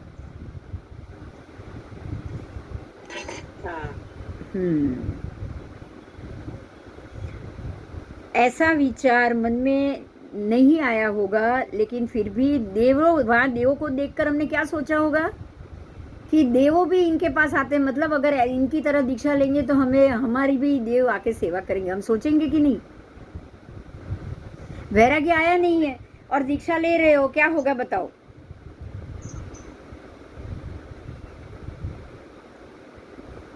आपको वैराग्य आया नहीं, ग्रंथि भेद किया नहीं। ग्रंथि भेद के बगैर तो वैराग्य आएगा ही नहीं। ना ग्रंथि भेद हुआ है, ना वैराग्य आया है, और अब आपने दीक्षा ले ली, क्या होगा? संसार भ्रमण होगा। पुण्य बढ़ेगा। क्या होगा? पुण्य बढ़ेगा। अब पुण्य बढ़ने से कहाँ जाओगे? देवलोक में। सम्यक दृष्टि तो हो नहीं, अब क्या करोगे? सारा पुण्य कैश खत्म। अब फिर से अनंत उत्सर्पिणी भटकना है, तिर्यंच में जाके, एकेंद्रिय में जाके। नहीं होगा ना, यही होगा ना। मैं ये पूछ रही हूँ, हमको नहीं जाना है, मैं समझ रही हूँ, लेकिन होगा क्या? वही होगा। फिर से आप वही एकेंद्रिय से शुरू होगा, निगोद से शुरू होगा। तो अब ग्रंथि भेद तक तो अनंत एक पुद्गल परावर्त के बाद ही पहुंचोगे ना फिर से। हाँ, मनुष्य भाव खत्म कर लिया, साव बेकार जो बोलते हैं ना, बेकार ये कारण से बोला जाता है कि मनुष्य भाव को निष्फल किया। समझ में आया? हम इतना सुनते हैं तो भी दीक्षा के भाव क्यों नहीं जागते? दीक्षा के भाव अभी तक नहीं जागते हैं क्योंकि सम्यक दर्शन दृढ़ नहीं आया है ना, इसलिए। अब क्या होगा, एक बार सम्यक दर्शन आ गया होगा कि नहीं भगवान की बात सही है और यही करना है, अब वो आने के बाद भव गिनती शुरू हो गई होगी। अभी मान लो कि 50 भव बाकी है, तो कहाँ से दीक्षा का वक्त आएगा बताओ? हम तो जानते नहीं, हमने हमारे आत्म प्रदेश पे अभी अभी कहाँ कहाँ जाके आयुष्य भोगना बाकी है, तो हम जानते नहीं। सैनिक राजा को कहाँ आया, वो दीक्षा ले पाए? एक ही भव में मोक्ष तीर्थंकर है ना, फिर भी दीक्षा नहीं ले पाए। कैसे? क्यों? क्योंकि नरक में जाना था, नरक का उदय हो, वो अभी दीक्षा कैसे लेगा? अगर देवलोक में जाना होगा तो आपको दीक्षा मिलेगी। बोलो, नरक में जाना होगा उसको दीक्षा मिलेगी? भगवान को जिसने जिसने आहार वोराया तब के बाद सबको देवलोक मिला, तो जो देवलोक में जाने वाले थे उसी के हाथों आहार होगा ना। सैनिक राजा से क्यों आहार नहीं हुआ? एक भी बार सैनिक राजा ने गोचरी भगवान को हो रहा ही पारणा में? बोलो नहीं। बोलो, क्यों नहीं हुआ ऐसा? सैनिक राजा तो प्रिय थे, भगवान उपवास करके सैनिक राजा के घर क्यों नहीं गए कभी भी? उनको पता रहेगा कि नहीं? नहीं, वो उनको कहाँ पता था, वो तो केवली थे भी नहीं। भगवान को पता रहेगा ना। नहीं, भगवान केवली नहीं थे भाई, उनको कहाँ से पता होगा? भगवान भी कहाँ केवली थे तब? समय नहीं, वो राजा के ऐसे पुण्य ही नहीं थे कि हाँ, राजा का पुण्य नहीं था। राजा को सीधे नरक में जाना है, राजा को यहाँ से नरक में जाना है, और परमात्मा को तप के बाद गोचरी वोराने वाला सीधा देवलोक जाएगा, या मोक्ष जाएगा, या देवलोक जाएगा। चंदन बाला ने गोचरी वोराई तो उनका तो मोक्ष हुआ, बराबर। बाकुलाई हो रहा है ना, चंदन बाला ने एक पारणा कराया कि नहीं? और बाकी सब ने जिन्होंने कराया वो पूरण सेठ और बाकी दूसरे जीरण सेठ ने कराया। फिर जो खीले कान में ठोके थे वो, फिर ये सारे देवलोक गए कि नहीं? तो सैनिक राजा को तो उनके घर पे भगवान जाए और वो पारणा कराए, ये तो संभव ही नहीं है, क्योंकि इनका तो मोक्ष नहीं है, इसीलिए भगवान नहीं गए। बात समझ में आई? पर भगवान को नहीं पता था, ऐसा निमित्त ही नहीं बनेगा। सैनिक राजा के घर जाने से पहले ही उनका पारणा हो जाएगा, कहीं ना कहीं पहुंचने से पहले ही अगर वो जाएंगे तो भी। पुण्य कर्म के बिना, निमित्त हमेशा पाप और पुण्य कर्म पे ही होता है, मेरे और आपके चाहने से नहीं। बात समझ में आई? प्रयत्न हमने हजारों बार किए होंगे वितरागता का, लेकिन जब तक कर्म घटेगा नहीं आत्मा के प्रदेश के ऊपर से, आपको संपूर्ण रूप से सम्यक दर्शन होगा ही नहीं। आपके आत्मा के ऊपर लगे हुए कर्म रोकेंगे आपको। अब वो निमित्त आएगा, जब तक पकेगा नहीं, निमित्त आके सामने से खड़ा निकलेगा नहीं, वो कर्म कहाँ से होगा बताओ? कहाँ से होगा? अनंती बार समोसरण मिला, अनंती बार भगवान मिले, लेकिन सम्यकत्व का स्वरूप ही ऐसा है, स्वरूप ही ऐसा है। जब अंदर से अपूर्वकरण जीव को करना है, जीव को ऐसा अपूर्वकरण करना है जो उसने आज तक नहीं किया हो, पर वो करने के लिए भी कर्म से तो खाली होना पड़ेगा कि नहीं? कर्म से खाली नहीं होगा तो अपूर्वकरण कैसे करेगा वो? समझ में आया? हाँ। अब परमात्मा ने तीसरे ही भव में एक कोड़ा कोड़ी की आयु बांधी मिथ्यात्व के कारण, तो तीसरे भव से लेके 27 भव के बीच में उन्होंने कहीं पे भी ये अपूर्वकरण करने की उनके अंदर शक्ति होगी? बोलो, हो पाएगी? नहीं हो पाएगी। नहीं हो पाएगी। वो 13वें भाव में विश्वभूति अणगार बने थे, 14वें भाव में ही हाँ 11 लाख मास खमन किए थे, फिर भी क्यों सम्यक दर्शन नहीं आया भाई? फिर भी अपूर्वकरण नहीं हुआ, क्यों? आयुष्य ही बाकी है ना, मतलब आधा कोड़ा कोड़ी आयुष्य ही बाकी है, कहाँ से होगा? आयुष्य ही इतना बाकी है और कर्म से भरे हुए हैं, सम्यक दर्शन वापस आया नहीं है दूसरी बार, तो क्या होगा अपूर्वकरण? ये बताओ। अपूर्वकरण क्या मेरे मेरे बाएं हाथ का खेल है? नहीं, बहुत मुश्किल है। हाँ, मुश्किल उसके लिए है जो कर्म से जिनकी आत्मा भरी हुई, लदी हुई, बराबर। इसके लिए जब तीव्र राग द्वेष निकलेगा नहीं, तब तक अपूर्वकरण से आगे आएगा भी नहीं, मिलेगा भी नहीं और सम्यक दर्शन होगा भी। चलो आगे। मन में विचार करे भगवान का समोसरण देख के कि ये रिद्धि सिद्धि सुख की इच्छा से ही मैं दीक्षा लूँ। अगर मैं दीक्षा लूँ तो मुझे भी इनकी तरह रिद्धि सिद्धि और देव सेवा करने आएंगे। अगर ये सोच के मिथ्यात्वी जीव दीक्षा भी लेता है, श्रुत भी ग्रहण करता है, 9.5 पूर्व पढ़ता भी है, बोलो कितना? लेकिन सारा पढ़ेगा किसके लिए? होशियारी मारने के लिए। अब हमको समझ में आ रहा है ना, बहुत होशियारी मारते लोग, कैसे मारते। खाली मेरे को ही पता है, देखो आपको नहीं पता है, ऐसे बार बार सबके सामने जताना, ये होशियारी मारना नहीं है क्या? हाँ तो ये लोग भी श्रुत कैसे लेंगे? होशियारी मारने के लिए। क्यों लेंगे? अपने आप को होशियार बताने के लिए। हाँ, अपने आप को होशियार बताने के लिए, दूसरों को नीचा दिखाने के लिए, दोनों चीज आ जाएगी। तो ये कारण से किया हुआ सारा आपका जो भी तप श्रुत जो भी प्राप्त करना है, ये देवलोक जरूर लेके जा सकता है, लेकिन आत्मनिस्तारक ज्ञान, आत्मनिस्तारक मतलब आत्मा को निही बिल्कुल तारने वाला, संपूर्ण रूप से खाली करने वाला ज्ञान, मोक्ष का कारण रूप, वो एक मोक्ष का कारण बनता है।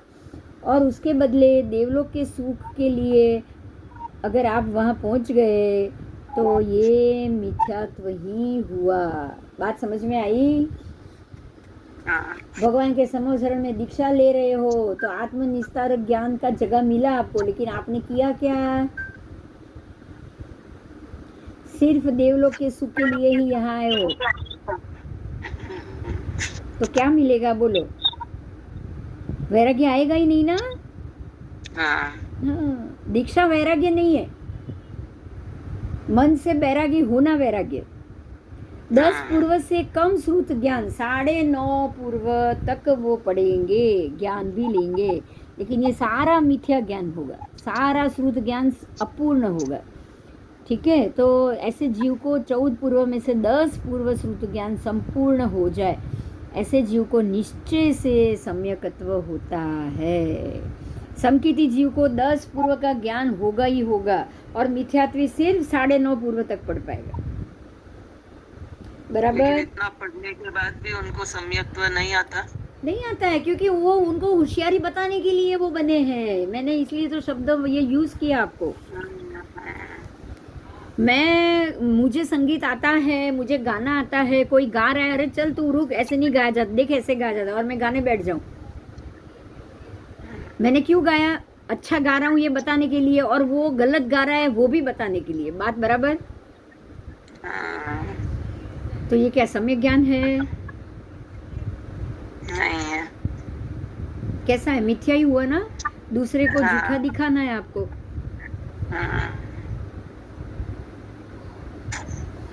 चलो ठीक है, तो आत्मनिस्तारक ज्ञान ही चाहिए जो बिल्कुल आत्मा को तार जाए।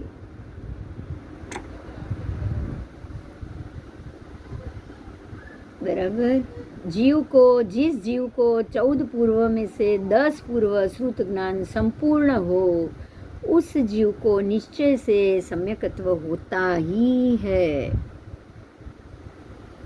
और 10 पूर्व से कम श्रुत ज्ञान वाले जीव में सम्यकत्व की भजना है, मतलब हो भी सकता है नहीं भी हो सकता है, भजना का मतलब, ठीक है। ऐसा नहीं कि नहीं होगा, ऐसा जरूरी नहीं 10 पूर्व के पहले आएगा ही नहीं, ठीक है। हो भी सकता है नहीं भी हो सकता है, एक पूर्व वाला भी हो भी सकता है नहीं भी हो सकता है, उसको भी समकीर्ति हो सकता है। कल्प भाष्य में भी यही कहा है कि 14 पूर्व से 10 पूर्व तक के ज्ञान वाले आत्माओं में नियम से सम्यक ज्ञान होता ही है। बोलो, इसमें कोई शंका नहीं। मतलब कि अगर आपके अंदर सम्यक ज्ञान है तो ही आप 10 पूर्व से आगे 10 पूर्व तक पढ़ पाओगे, नहीं तो आप नहीं पढ़ पाओगे, 9.5 पूर्व में ही अटक जाओगे।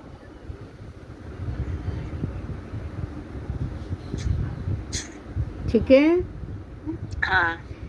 उस यथा प्रवृत्तिकरण के द्वारा ग्रंथि प्रवेश में रहने वाले जीव, अब वो ग्रंथि प्रवेश में जितने भी जीव हो, जितने भी असंख्य जीव ग्रंथि भेद तक प्रवेश करके ग्रंथि भेद तक पहुंच गए हो, उसमें से कोई जीव तीक्ष्ण कुहाड़ी लेकर कुहाड़ी की धार के समान अपने जो विशुद्ध परिणाम है वो उसको बिल्कुल कुहाड़ी की धार बना दे, बिल्कुल स्ट्रांग बना दे, और तीखी धार वाले कुठार की तरह किसी लकड़े आदि पे जैसे आप प्रहार करोगे तो एकदम तीक्ष्ण धार वाली चीज होगी, तो सीधे लकड़े का 2 टुकड़ा होगा कि नहीं। हाँ।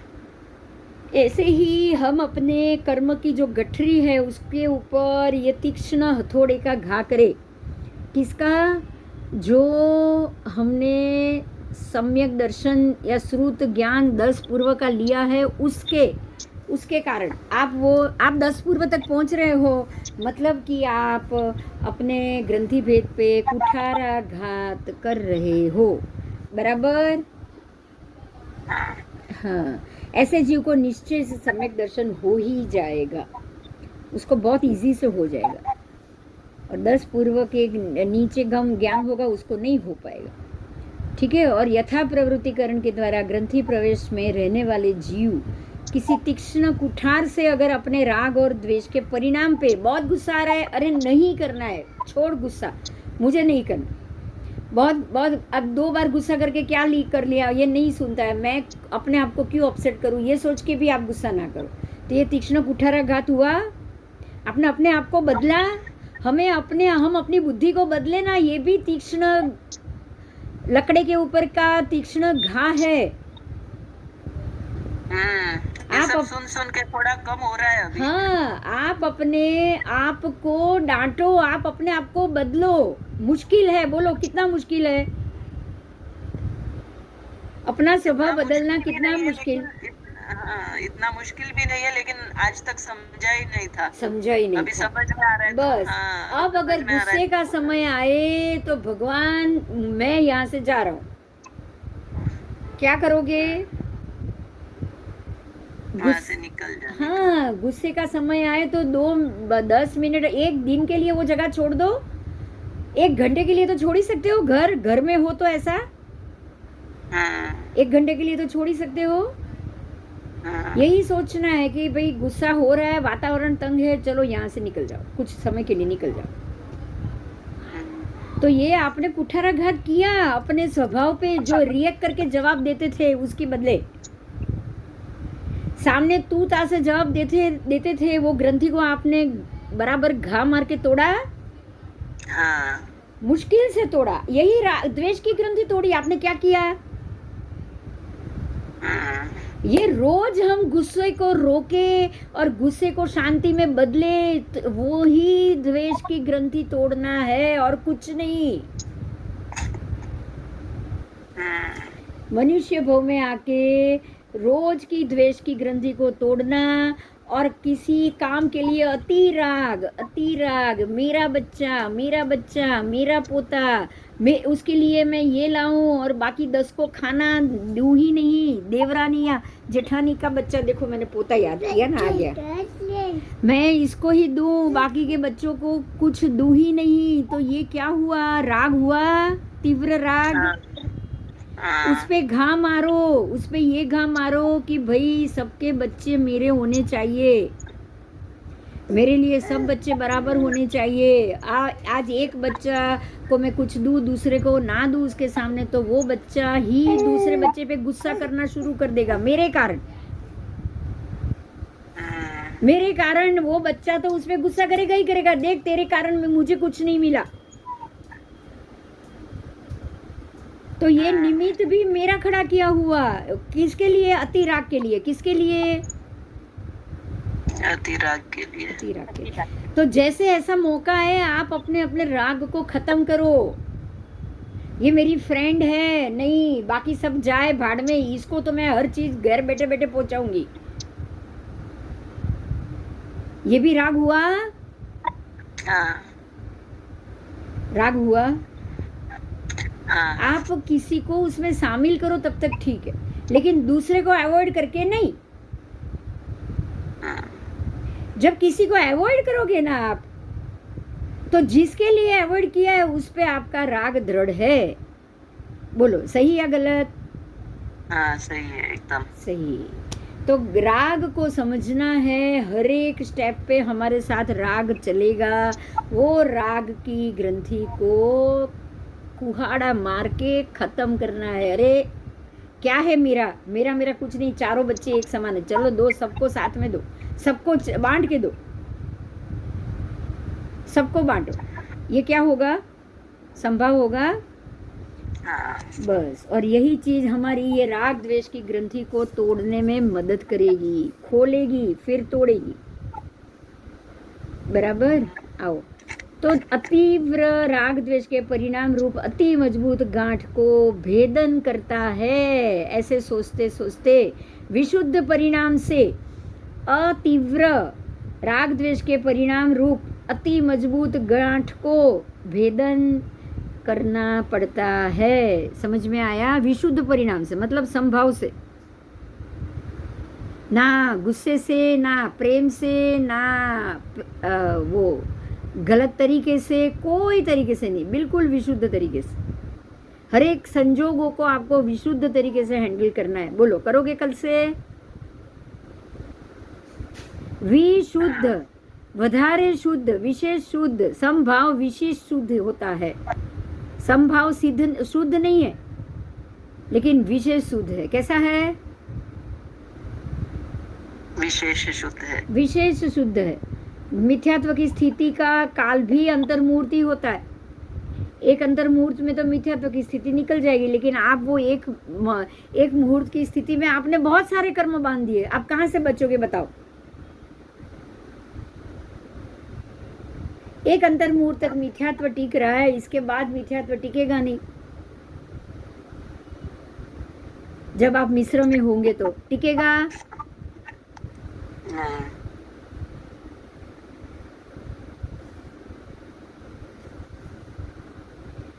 ऐसे ही ग्रंथि भेदन करते समय ग्रंथि भेदन करने वाले जीव का शुभ परिणाम इतना प्रबल होता, इतना प्रबल, आपका प्रशम रस, आपका प्रशांत होना, फिर गुस्सा, शांत गुस्सा, शांत सुधा रस, ये सब इतना तीव्र होता है। इतना तीव्र करो आप, इसको इतना तीव्र करो, बिल्कुल शांत हो जाओ, बिल्कुल कोई गुस्सा नहीं, कितना भी बड़ा नुकसान हो जाए कोई गुस्सा नहीं।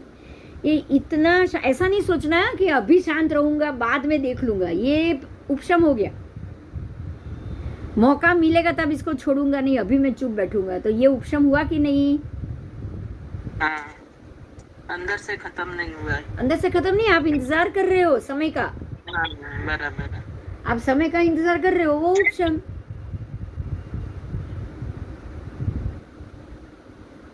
ठीक है। तो मिथ्यात्व स्थिति को एकदम उल्लंघन करके उसी प्रकार से आगे पहुंच जाना ही अपूर्वकरण है। हमारे अंदर जो मिथ्यात्व की स्थिति है उसको कुठाराघात करना है।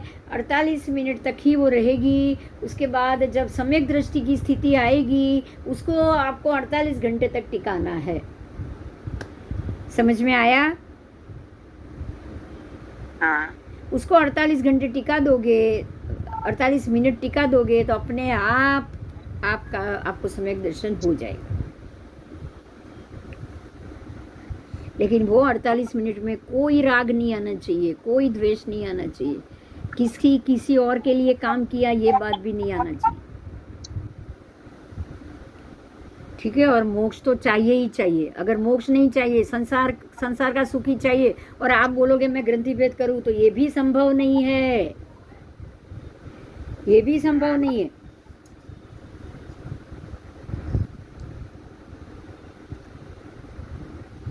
ऐसा अपूर्वकरण करने के बाद आएगा अनिवृत्तिकरण।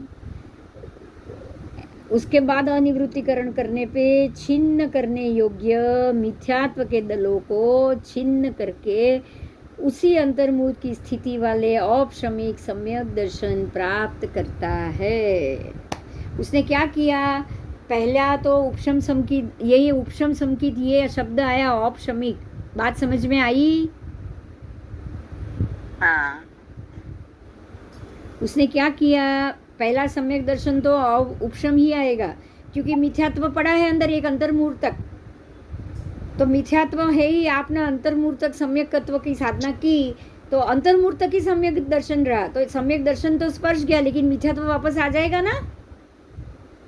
जो जो कर्म उत्पन्न होंगे मिथ्यात्व में भोगने होंगे, उतनी बार मिथ्यात्व सामने आ जाएगा, आएगा कि नहीं? आ जाएगा। तो हम बिल्कुल कर्म के अधीन हैं, ये समझो। बात समझ में आ रही है? बिल्कुल प्रयत्न से कुछ नहीं है, क्योंकि इतने प्रयत्न में अनंत पुद्गल परावत काल घूमते वक्त जो कर्म यथा प्रवृत्त करने से बांधा है, वो कर्म अपने आप खत्म होते होते थोड़ा सा पुण्य जागता है, आप ग्रंथि भेद तक पहुंचते हो। लेकिन समझ ही नहीं है कि ग्रंथि भेद कैसे करना है। पता ही नहीं है कि शांत होना है, क्यों होना है। तो वापस घूमोगे, वापस वहां पहुंचोगे, वापस घूमोगे, वापस पहुंचोगे। बोलो होगा कि नहीं होगा? हाँ, अब समझ में आ गया है तो अब करो। अब समझ में आ गया है, शांत हो जाओ, शांत हुओ। गुस्सा नहीं करना है, नहीं करो। राग भी नहीं करना है, अरे जाने देना। आज वो कह रहा है चलो तुमको साथ में लेके नहीं जाना है, जाओ जाओ अकेले जाओ। राग होगा तो ये बोलोगे अरे नहीं कैसे लेके जाओ। राग होगा तो बोलोगे कि नहीं? हाँ, बोलते ही है कि मुझे आना ही है, आपके बोलने से थोड़ी मैं नहीं जाऊंगी, मैं तो आऊंगी। क्यों? राग है ना साथ में जाने का। उसे ज्यादा छोड़ दिया, चलो जाओ, नहीं जाना है, अकेले जाना है ना, जाओ, मुझे याद भी मत करना बस। तो आप अब राग है? नहीं। तो ऐसे संजोगों को खुश होके भोगना है। कैसे भोगना है बताओ? खुश होके भोगना है, खुश होके, हाँ, समझ के भोगना है। तब ही आप इसको हम अपूर्वकरण और अनिवृत्तिकरण जैसे बड़े बड़े आप गुण स्थान पे पहुंच सकोगे। ठीक है। छिन्न करने योग्य मिथ्यात्व के दलों को छिन्न करके उसी समय अंतर्मूढ़ की स्थिति वाला औपशमिक सम्यकत्व आप जीव ने प्राप्त कर लिया। अब औपशमिक सम्यकत्व मिल चुका है, अब क्या करण होगा? क्योंकि ये सम्यकत्व का स्वरूप तो लंबा चलने वाला है ना, क्षायिक तक पहुंचना पड़ेगा ना स्वरूप। आपने अभी औपशमिक सम्यकत्व का स्वरूप देखा, अब उसके बाद परमानेंट क्षायिक सम्यकत्व का भी स्वरूप भी देखेंगे कि नहीं? हाँ, तो अब ये क्लास में यहाँ तक ही बस। समय हो रहा है, 5:30 हो गया। ठीक है, फिर आपको प्रतिक्रमण का रहेगा। ठीक है, तो अब औपशमिक आपने जान लिया, बाकी का अगले क्लास में, बराबर? हाँ, ठीक है। ठीक है। चलो, જય જીનેન્દ્ર। કાલે લઈ જ લઈશું, બપોરે વિચારું છું, કારણ કે એકાસનું જ કરવું છે, એટલે કે ક્લાસ લેવામાં વાંધો આવવાનો નથી। લઈ લઉં ને? हाँ, चलेगा।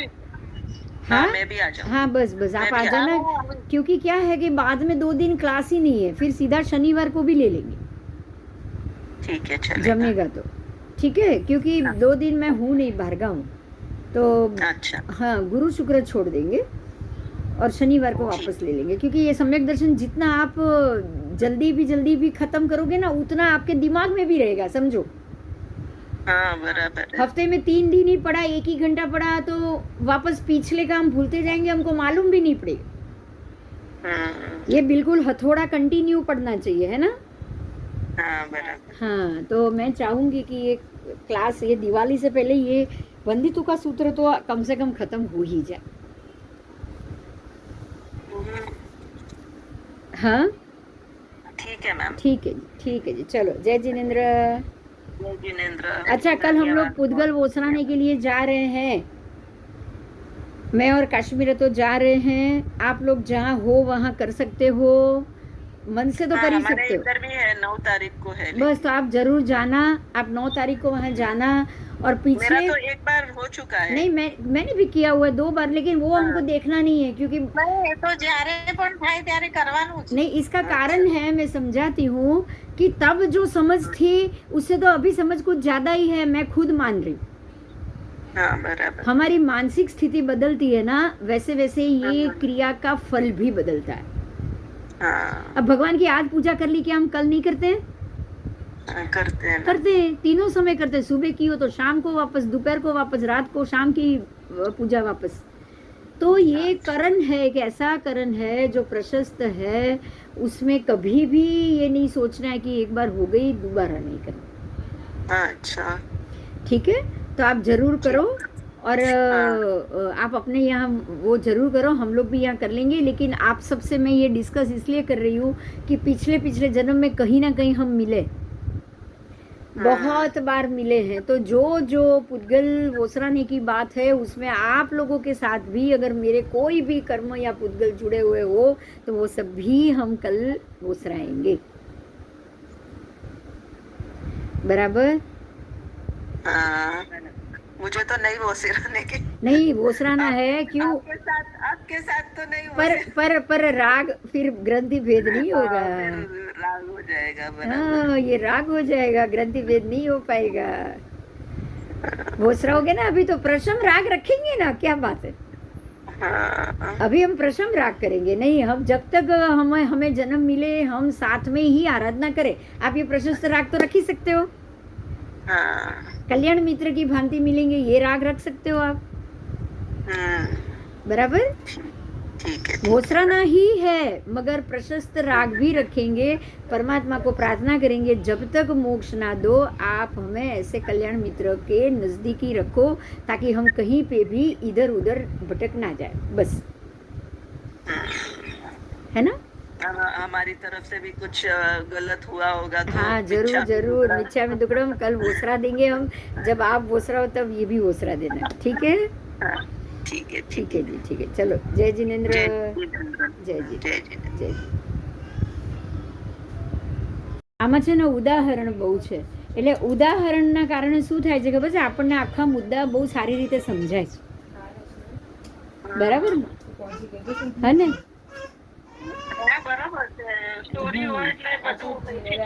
હા, બેસી જતા હતા। વિજય રાજાની સ્ટોરી એવી સમજાઈ ગઈ છે કે કોઈ પણ આજે એની ભાઈની પત્ની વેશ્યાના રૂપમાં એને મળી છે, છતાં એ જીવ એ જ ભવે મોક્ષ જઈ શકે છે, તમે વિચાર।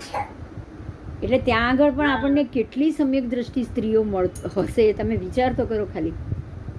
માત્ર કર્મ ખપાવવા માટે એ રસ્તે ઊભી છે, માત્ર પોતાના કર્મના ખાતમા માટે કરીને એ વેશ્યાવાડામાં જઈને ઊભી હોય, અને આપણે તો એને જોઈને કઈ વિચારો બાંધી દેતા હોય છે, નથી બાંધતા? બોલો। હા, તો એટલે આ ઉદાહરણથી જ, હવે આવા ઉદાહરણ તો આપણને આગળ મળ્યા બી નથી। ના એમ નહીં, એ જ ભવે મોક્ષ, આવું તો આપણે આજ સુધી ઉદાહરણ જાણ્યું બી નથી, એમ કહું છું।